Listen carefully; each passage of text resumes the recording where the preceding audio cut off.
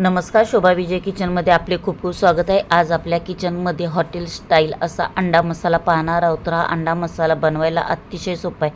आधी जर मसाल्याची किंवा जी काही पूर्वतयारी जर असेल तर हा अंडा मसाला अवघ्या 3 ते 4 मिनिटांमध्ये झटपट तयार होतो।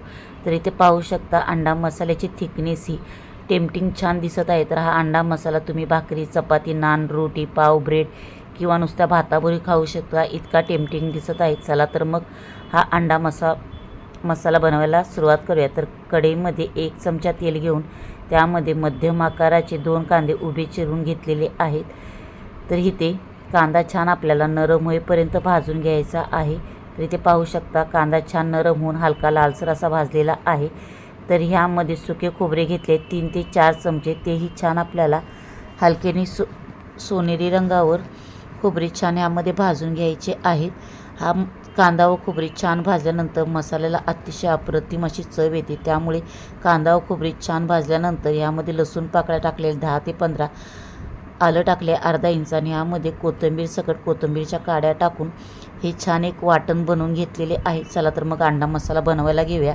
तर इथे 2 पळी तेल घेतलेले आहे। तेल छान गरम झाल्यानंतर जिरे टाकलेले आहे अर्धा लहान चमचा, कढीपत्त्याची काही पाने आणि जे आता आपण कांदा, खोबरं, लसूण, आलं व कोथिंबीरचे वाटण केलेले होते ते यामध्ये छान मिक्स करून घ्यायचे आहे तेल सुटेपर्यंत। आणि हे वाटण लगेच छान भाजले जाते, कारण आपण सर्व वाटण आधीच भाजून घेतलेले होते, त्या कारणाने लगेच त्याला तेल सुटलेलं आहे। तर यामध्ये घरगुती काळा मसाला टाकला आहे 2 चमचे, रंगासाठी काश्मीरी मिरची पावडर, हळद अर्धा लहान चमचा, धने पावडर 1 चमचा।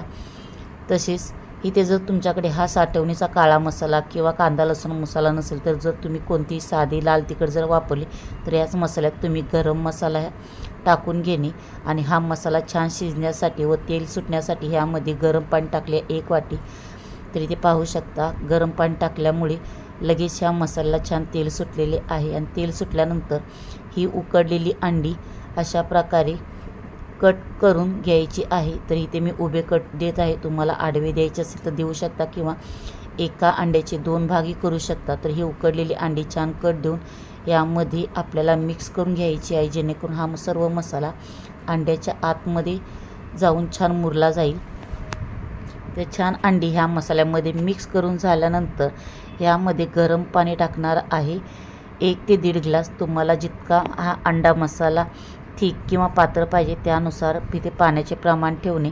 तर इथे गरम उकळतेच पाणी वापरा, जेणेकरून ह्या रस्स्याला तर्री छान येईल। मीठ टाकायचे आहे चवीनुसार। जर तुम्हाला हा अंडा मसाला दाट पाहिजे तर पाण्याचे प्रमाण कमी करा। तर इथे मीठ टाकून छान मिक्स केल्यानंतर हा अंडा मसाला अवघे 2 ते 3 मिनटं छान लो टू मिडियम आचेवर आपल्याला शिजवून घ्यायचा आहे, जेणेकरून शिजवल्यानंतर हा सर्व मसाला अंड्याच्या आतपर्यंत छान मुरला जाईल। तर इथे पाहू शकता 2 ते 3 मिनटातच हा आपला झणझणीत चमचमीत असा अंडा मसाला तयार आहे।